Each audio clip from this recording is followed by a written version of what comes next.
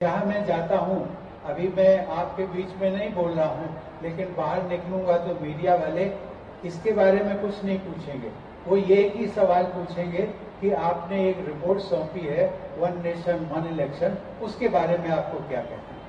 तो मैं आपसे शेयर कर लेता हूँ एक ऐसी रिपोर्ट। मुझे लगता है कि इस पर हमने जो आर्थिक विशेषज्ञ जो इकोनॉमिस्ट थे उनको भी हमने इसमें शामिल किया। लोगों ने सही मायने में एक ये कैच फ्रेज है जिसको हम कहते हैं वन नेशन वन इलेक्शन। ये कैच फ्रेज है, सुनने में कहने में थोड़ा अच्छा लगता है, इसलिए उसको कहते हैं one nation one election. One nation one election का मतलब ये नहीं है कि देश में केवल एक बार ही चुनाव होगा फिर उसके बाद चुनाव नहीं होगा।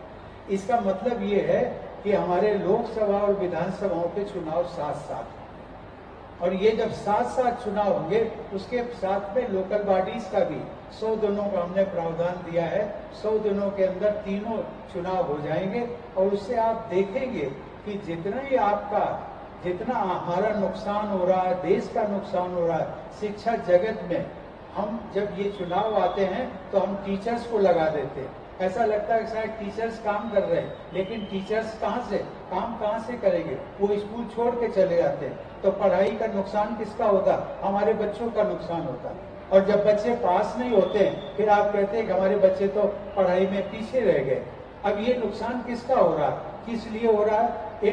मैं उनकी आलोचना नहीं करता हूँ, न मैं ज्यादा राजनीतिक संबंध में बोलता हूँ, लेकिन मैं ये कहता हूँ कि राजनेताओं को भी ऐसा लगता है कि शायद चुनाव लड़ने और लड़ाने का चस्का लग गया है। वो चाहते हैं कि पूरे देश में पूरे एक वर्ष में यदि हो सके तो हर महीने चुनाव होता रहे, तो शायद इसके में उनका स्वार्थ निहित है। मैं आप सबसे एक ही विनती करूंगा, इस विषय पर चर्चा करिए, चर्चा जरूर करिए कि देखिए आपके हित में है या नहीं।